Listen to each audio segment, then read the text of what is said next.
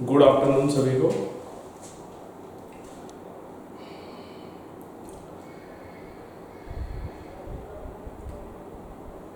तो हम लोग पिछले क्लास में कैपेसिटर के बारे में पढ़ रहे थे और डाइलेक्ट्रिक के बारे में सीखे थे। डाइलेक्ट्रिक इंसर्ट करने से क्या होता है, क्लियर है?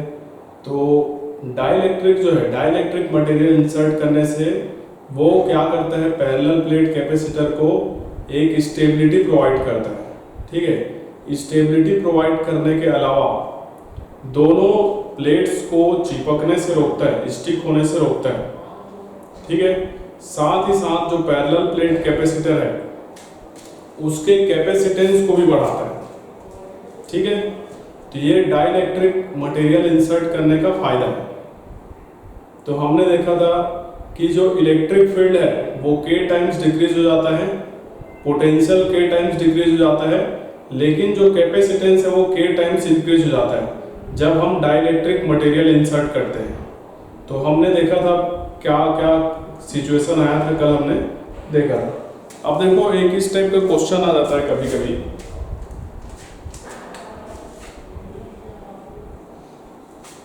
हमने कल पार्शियली फील्ड वाला भी केस देखा था। ठीक है, अब ऐसा एक क्वेश्चन आ जाएगा, सपोज करो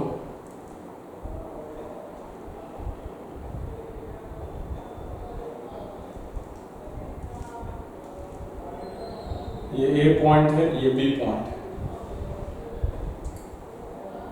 ये दो प्लेट है कैपेसिटर के, इसके बीच में डाइलेक्ट्रिक मटेरियल भरा है, ये डिस्टेंस है D, तो D/2 डिस्टेंस तक, D/2 तक।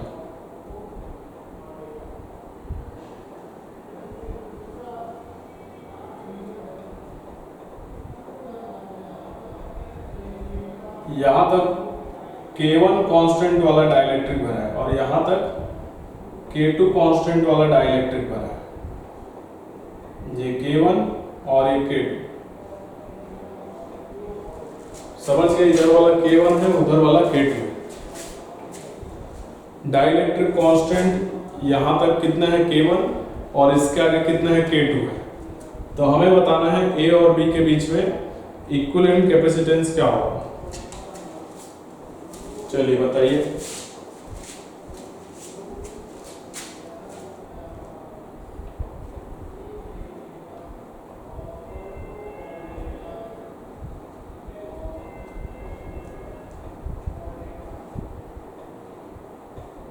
ये जो प्लेट का एरिया है वो A है, ये प्लेट का एरिया क्या है, A है। ठीक है, सॉल्व करो जल्दी से, ट्राई करो, कल जो पढ़े थे उसी से रिलेटेड है।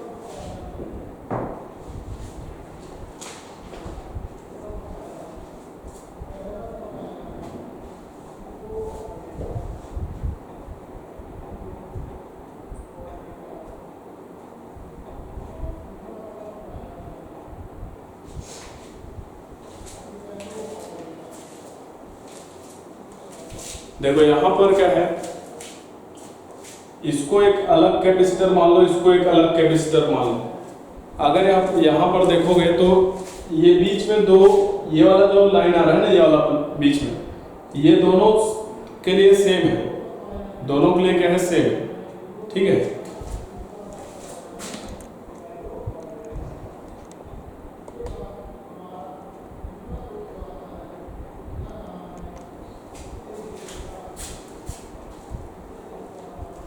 मतलब यहां से ये पता चल रहा है कि इधर वाला, इसको एक कैपेसिटर मान लो, इसको दूसरा कैपेसिटर मान लो, ये दोनों सीरीज में कनेक्टेड है। इसको ऐसे बना सकते हैं हम, ये एक कैपेसिटर और ये दूसरा कैपेसिटर सीरीज में दिखा सकते हैं, इसका कैपेसिटेंस C1, इसका C2। क्लियर है?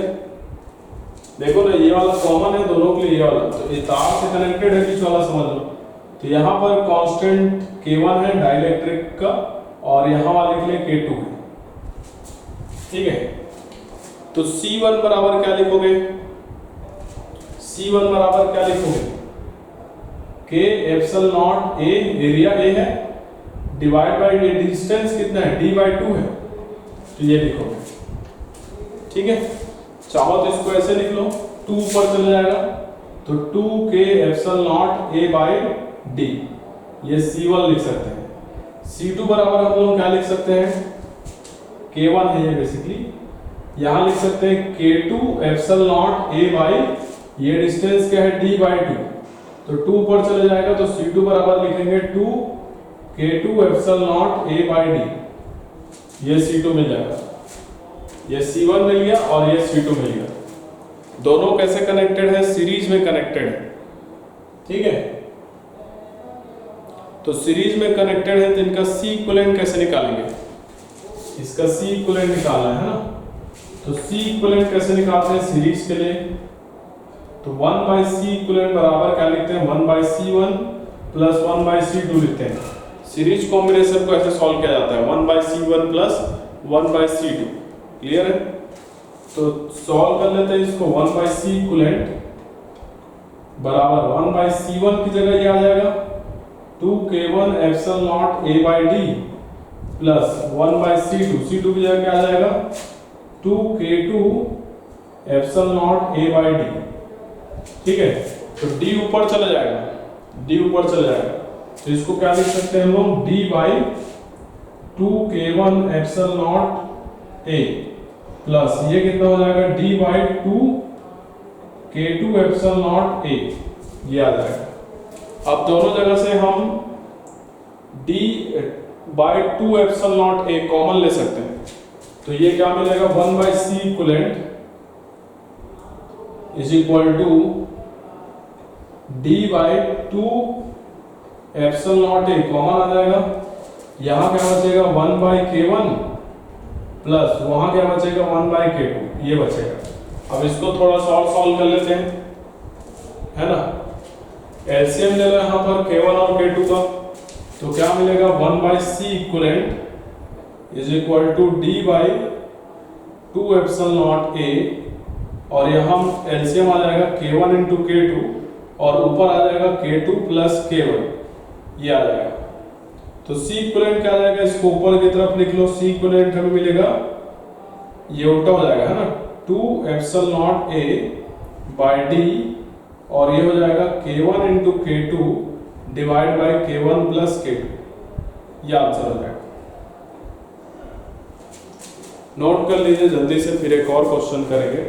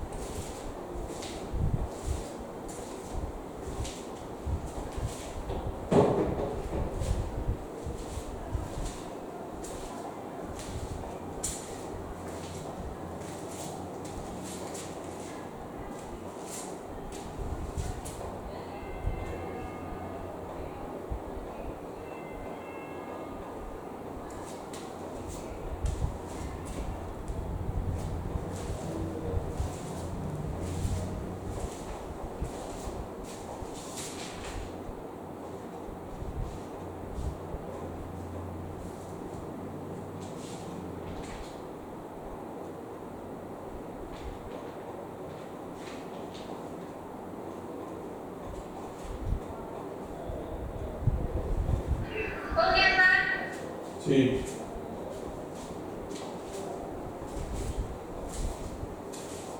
देखो इसी में क्वेश्चन ऐसे दे सकता है, ऐसे सामने सामने हो तो ये कैसा होता है, सीरीज होता है, सीरीज कॉम्बिनेशन। अच्छा चलो बनाओ।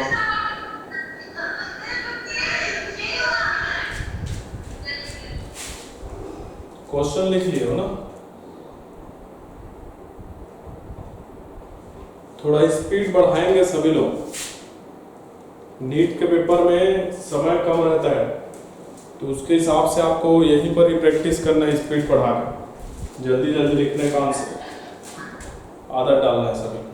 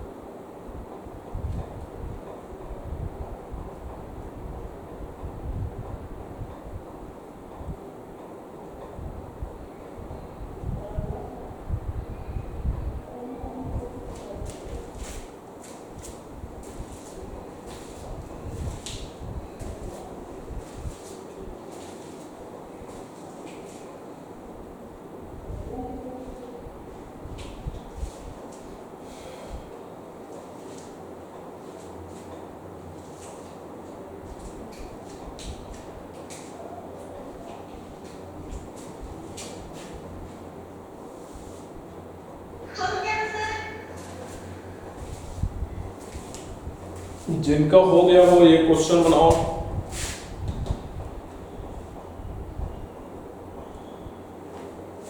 Find equivalent capacitance between A and B, ये दूसरा क्वेश्चन है। यहाँ पर ये प्लेट का एरिया ए है ना, तो इस वाले ये अलग एक कैपेसिटर बनेगा, इसका एरिया हो जाएगा a/2 और ये भी हो जाएगा a/2। डिस्टेंस दोनों के लिए क्या हो जाएगा, d डिस्टेंस हो जाएगा। इसके पहले वाले में क्या हो रहा था, एरिया सेम था, डिस्टेंस d/2 हो गया था। यहाँ पर डिस्टेंस सेम है, एरिया a/2 हो गया, एरिया आधा हो गया, तो कैपेसिटेंस क्या होगा ये बताना है।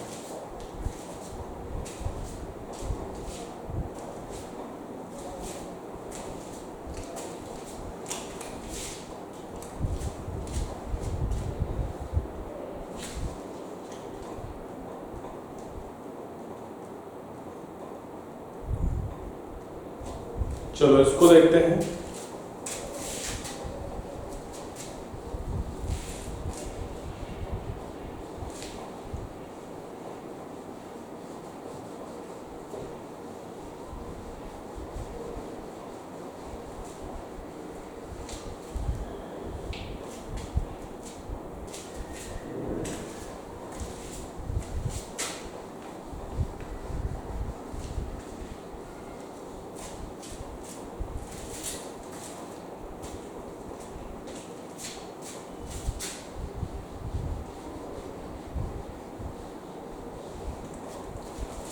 देखो यहाँ पर भी हम दो कैपेसिटर मान के चलेंगे, K1 वाला एक कैपेसिटर मान के चलेंगे, K2 वाला दूसरा कैपेसिटर मान के चलेंगे, दो कैपेसिटर मान के चलेंगे इसको, ठीक है। अब यहाँ पर खासियत क्या है, दोनों कैपेसिटर सेम पॉइंट से कनेक्टेड है, ऊपर वाला भी A और B से कनेक्टेड है, नीचे वाला भी A और B से कनेक्टेड है। इसका मतलब ये दोनों कैसे हैं, पैरेलल कॉम्बिनेशन कहलाएगा। ये क्या हो जाएगा, पैरेलल कॉम्बिनेशन। तो एक कैपेसिटर इधर ले लो और एक कैपेसिटर ये ले लो, ये दोनों सेम पॉइंट से कनेक्टेड है, किससे, A और B से। इसका कैपेसिटेंस है C1 और इसका है C2। यहाँ जो डाइलेक्ट्रिक मटेरियल भरा है इसका K1 है और यहाँ जो भरा है इसका K2 है, ठीक है, डाइलेक्ट्रिक कांस्टेंट। तो यहाँ देखते हैं C1 और C2 क्या है। C1 बराबर क्या लिखोगे, epsilon not K1 epsilon not A/D। A की जगह कितना लिखेंगे, A/2। A की जगह कितना लिखेंगे, A/2 डिवाइड बाय डिस्टेंस कितना है, D है यहाँ पर, इसके लिए ऊपर वाले के लिए, नीचे वाले के लिए सेम। तो C1 बराबर कितना आ जाएगा, K एप्सिलॉन नॉट A/2, नीचे चले जाएगा तो ये 2D। ये हमारा क्या है, C1 है, ठीक है। सिमिलरली C2 निकाल लेंगे। C2 बराबर क्या लिखेंगे, इसके लिए K2 एप्सिलॉन नॉट ए की जगह a by 2 divide by D, ये आ जाएगा। ठीक है, यहां पर भी ये नीचे पहुंच जाएगा तो ये क्या आ जाएगा K2 epsilon not a by 2d, ये आ जाएगा। तो C1 मिल गया, C2 मिल गया। दोनों कैसे पैरेलल कनेक्टेड है ना, तो पैरेलल में कैपेसिटेंस कैसे निकालते हैं, C इक्विवेलेंट पैरेलल के लिए क्या हो जाता है C1 प्लस C2 हो जाता है। तो C1 हमारा क्या है यहाँ पर K1 है epsilon not a by 2d, और K2 हमारा क्या है C2 क्या है K2 epsilon not a by d 2d। Common ले लो जो कॉमन दिख रहा है, तो कॉमन क्या आ जाएगा epsilon not a by 2d, या केवल 2d लिख लो। यहां क्या बच जाएगा K1 प्लस K2, ये आंसर हो जाएगा। नोट कीजिए जल्दी से 2 मिनट में।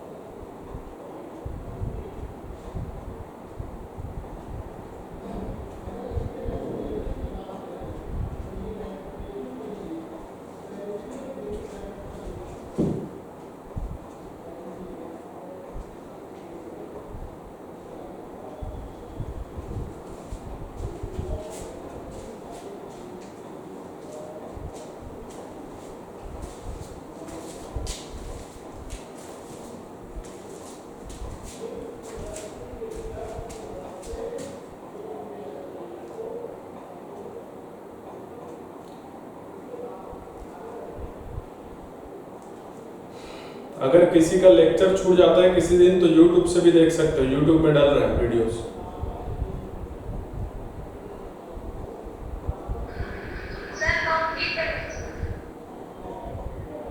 हो गया।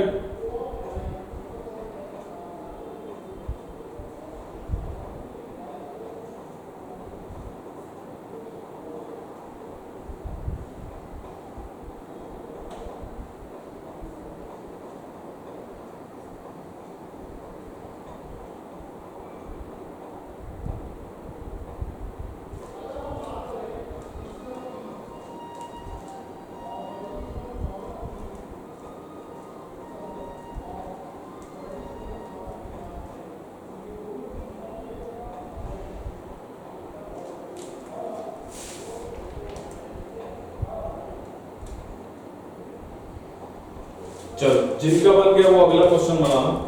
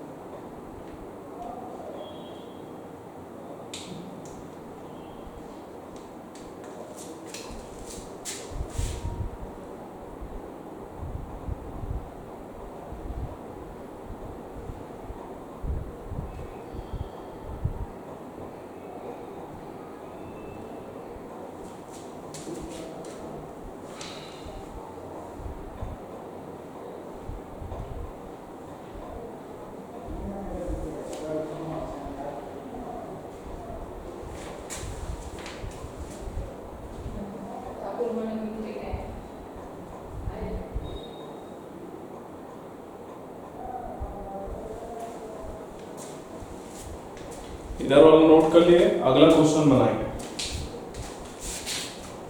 तो अगले क्वेश्चन में यहाँ पर दोनों प्लेट के बीच में 3 अलग अलग डाइलेक्ट्रिक मटेरियल है, K1, K2 और K3। तो हमें A और B के बीच में इक्विवेलेंट कैपेसिटेंस बताना है।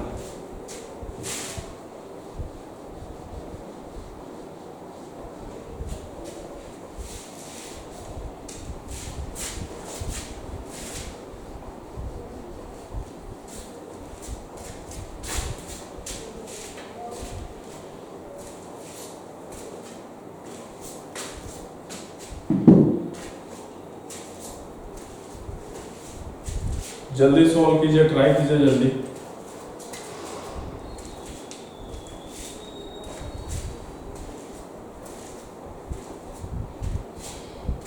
यहाँ पर K1, K2 और K3 का वैल्यू दिया गया है। K1 2 दिया है, K2 4 दिया है और K3 6 दिया है।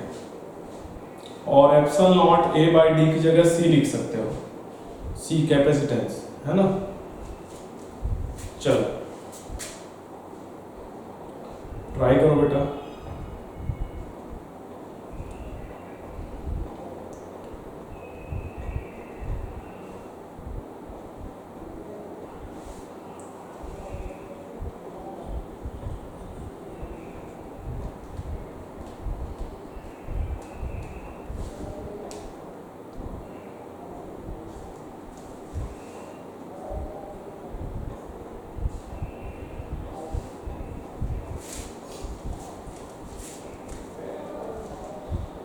देखो यहाँ पर हम कैसे सोच सकते हैं इसको।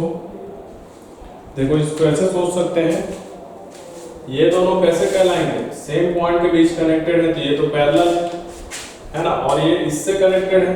तो इसको हम एक तो ऐसे सोच सकते हैं कि ये कैपेसिटर है और ये दोनों ऐसे लगेंगे।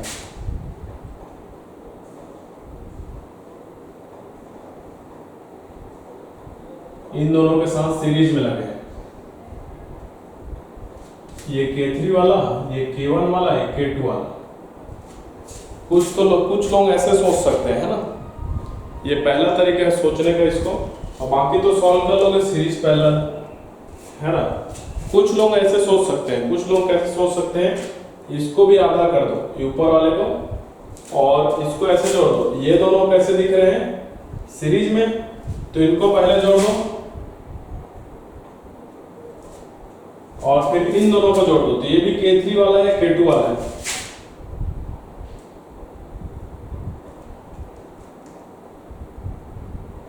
K3 K1 और एक K3 K2 ऐसे जोड़ देंगे A और B पॉइंट के बीच में, ठीक है।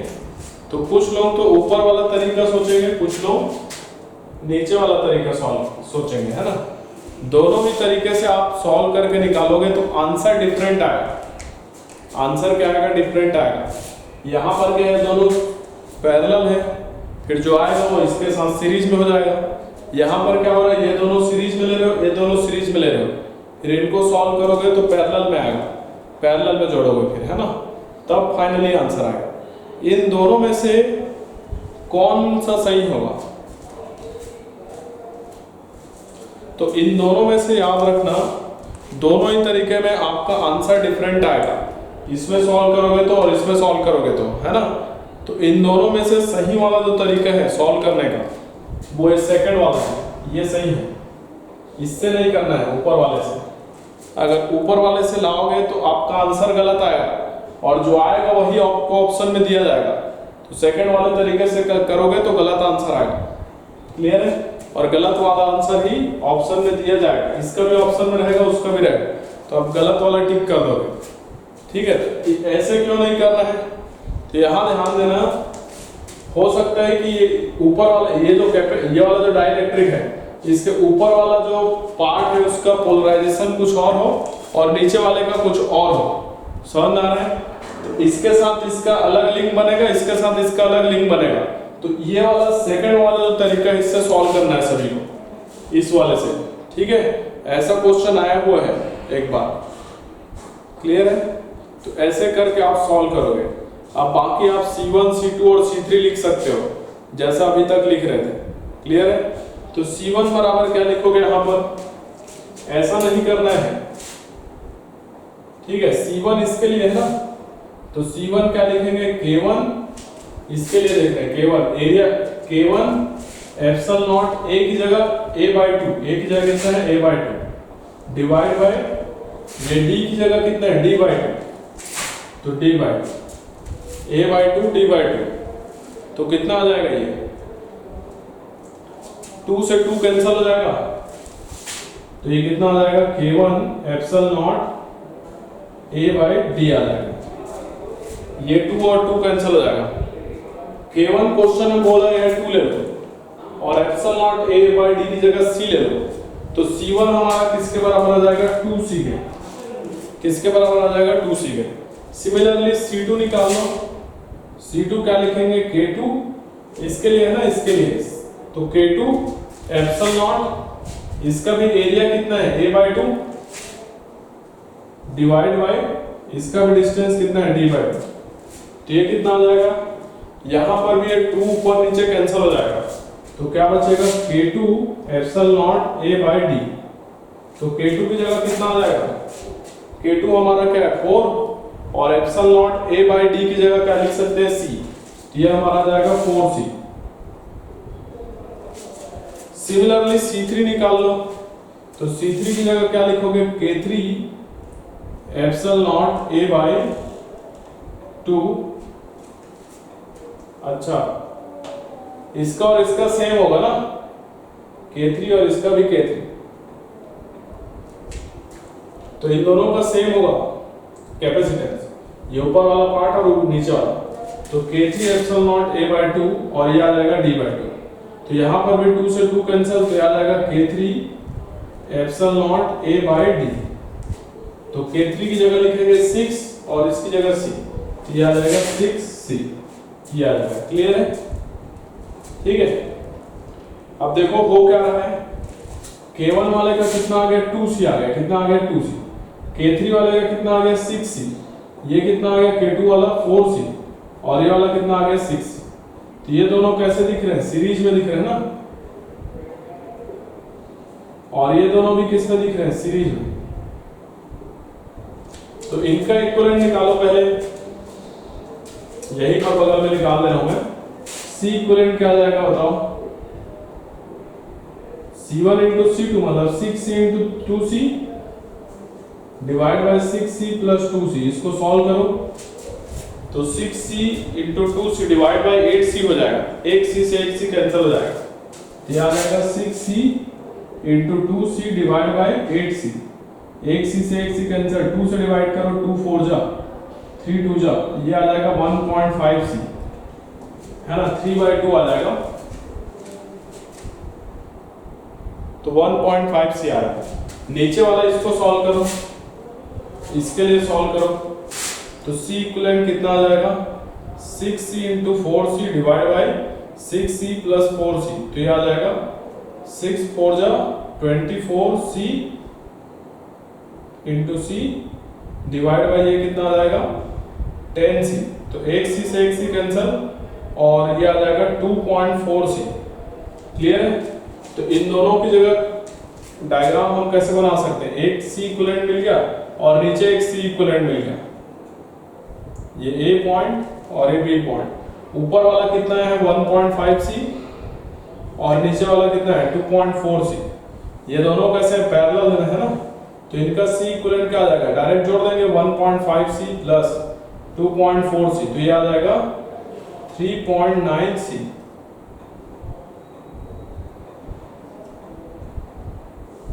ये आंसर हो जाएगा।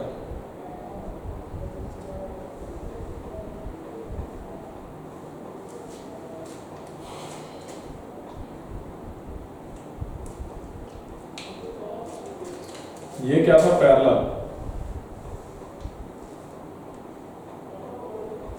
तो इसका आंसर होगा 3.9C है ना, ऐसे सॉल्व करोगे तो कुछ अलग आंसर आएगा। चलिए जल्दी से नोट कीजिए यहां तक।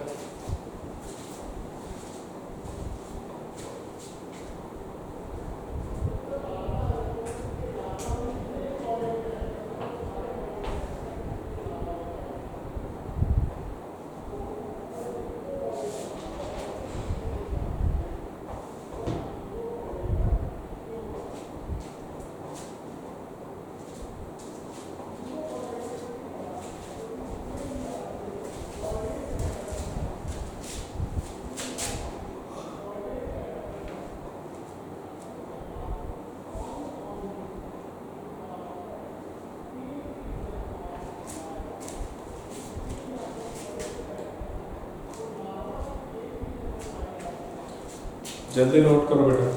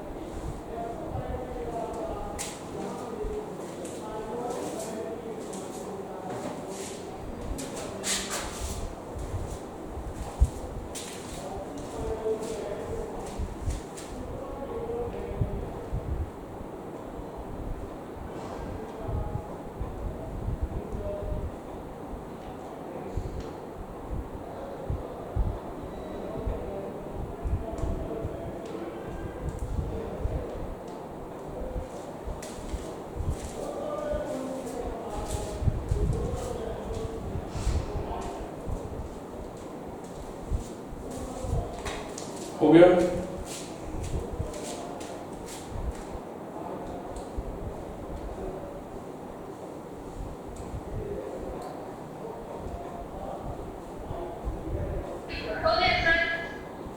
ठीक, चलो अब अगला टॉपिक समझते हैं।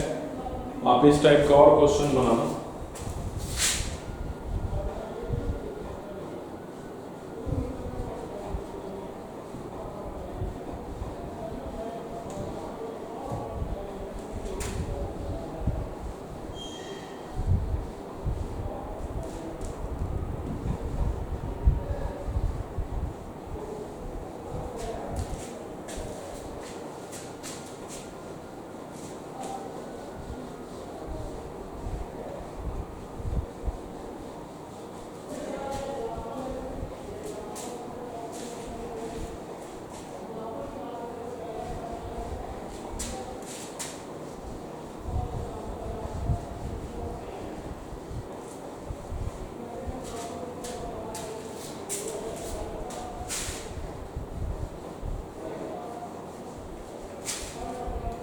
अब देखते हैं हम जो डाइलेक्ट्रिक इंसर्ट कर रहे हैं पैरेलल प्लेट के बीच में, तो वहां पर क्या होगा उसको समझते हैं।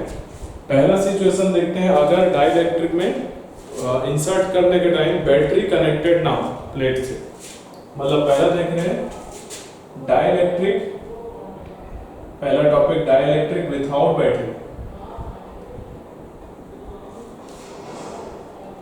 तो ये मान लो हमारा पैरेलल प्लेट कैपेसिटर है,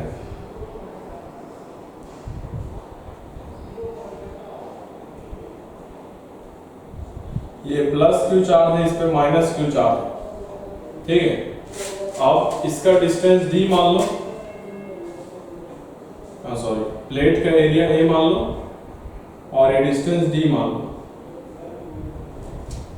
अब इसके बीच में एक डाइलेक्ट्रिक मटेरियल को इंसर्ट करना है, मान लो इसको इंसर्ट करना है।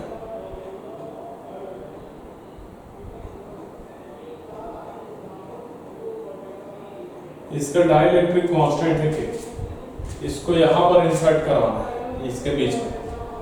अभी हमने यहां पर इसको बैटरी से कनेक्ट नहीं किया हुआ है, ठीक है। तो ये क्या है, बिफोर इंसर्शन है।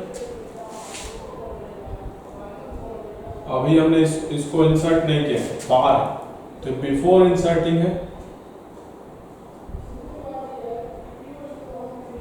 अगर हम इसको इंसर्ट कर देते हैं तो क्या हो जाएगा,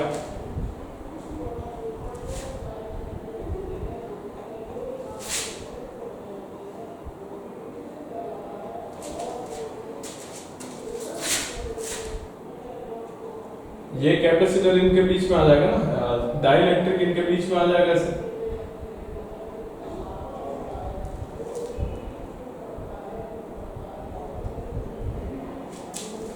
समझ में आ रहा, ठीक है। अब देखो क्या होगा, इस पर प्लस चार्ज था,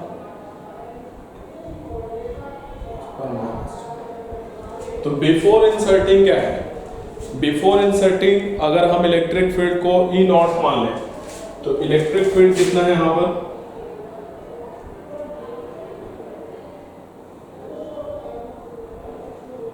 ई मान लो, ई नॉट मान लो। तो ई नॉट बराबर क्या लिख सकते हैं, Q by A epsilon not, ये पढ़ चुके हैं। पोटेंशियल की बात करें तो पोटेंशियल क्या लिख सकते हैं हम लोग, potential difference, potential difference V not मान लेते हैं। तो V नॉट बराबर क्या लिखते हैं, E नॉट इंटू डी लिखते हैं ना, यह हमारा पोटेंशियल है। कैपेसिटेंस मान लो C नॉट है,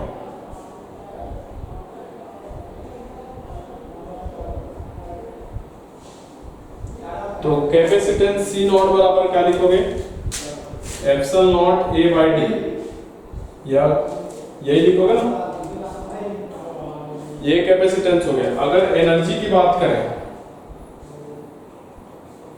एनर्जी क्या लिखोगे, हाफ सी वी स्क्वायर, मतलब C naught V square, C naught V naught का square, C naught V naught का स्क्वायर। ये क्या है, एनर्जी, क्या है, एनर्जी।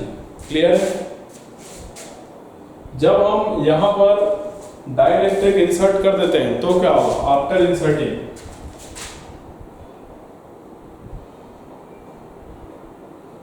इसको स्लोली स्लोली इंसर्ट करवाना है, स्लोली स्लोली इंसर्ट करवाना है।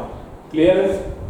तो आफ्टर इंसर्टिंग अगर हम इलेक्ट्रिक फील्ड देखें, इलेक्ट्रिक फील्ड को E डैश मान लेते हैं, तो इलेक्ट्रिक फील्ड क्या हो जाता है, K टाइम्स डिक्रीज हो जाता है, तो इलेक्ट्रिक फील्ड क्या हो जाएगा, E नॉट बाई K हो जाएगा। जो पोटेंशियल होता है electric potential difference V dash बराबर क्या हो जाएगा, V नॉट बाई K, ये भी K टाइम्स कम हो जाता है। या फिर इसको ये लिख सकते हो V not by K into D, ये लिख सकते हो, ठीक है। ये पोटेंशियल हो गया। कैपेसिटेंस K टाइम्स बढ़ जाता है, तो कैपेसिटेंस को C डैश लिखें तो ये क्या हो जाएगा, K C नॉट, या फिर K epsilon not A by D, ये आ जाएगा। एनर्जी क्या हो जाएगा,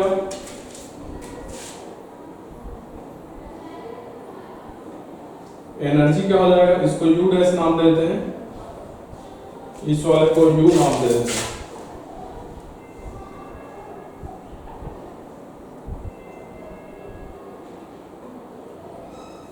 तो U डैश बराबर क्या लिखोगे, half C dash V dash का स्क्वायर लिखोगे ना, क्या लिखोगे, half C dash V dash का स्क्वायर।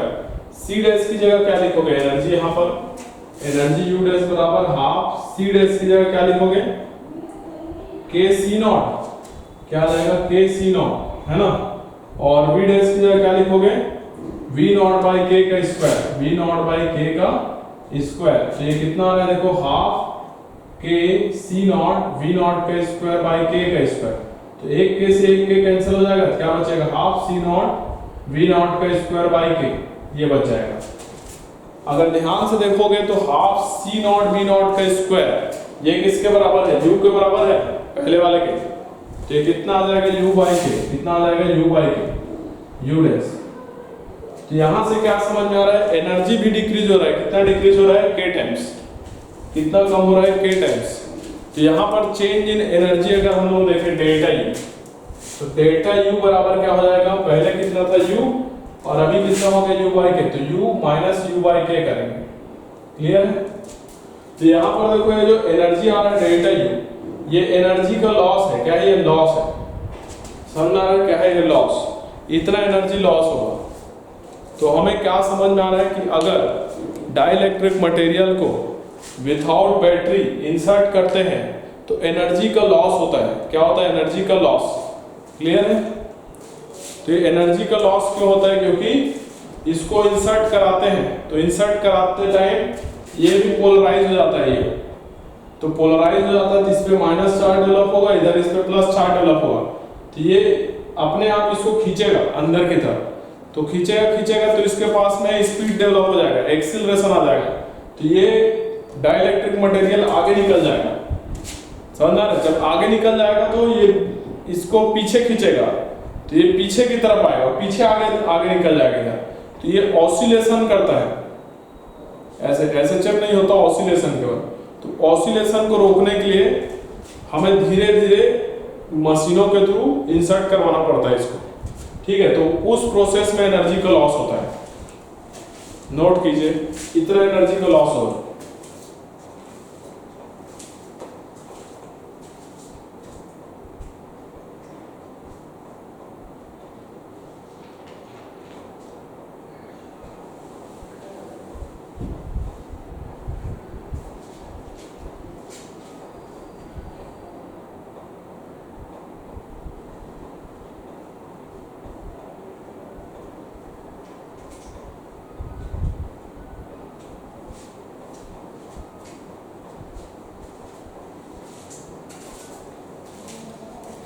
चलो बेटा जल्दी लिखो। फिर आज का क्लास यहीं समाप्त करते हैं। समाप्त।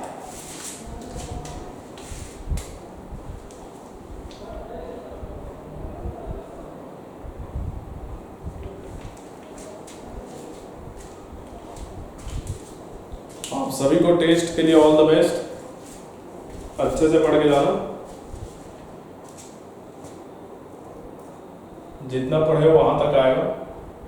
कैपेसिटर वाले चैप्टर से क्वेश्चन आए, इलेक्ट्रिक पोटेंशियल एंड कैपेसिटेंस।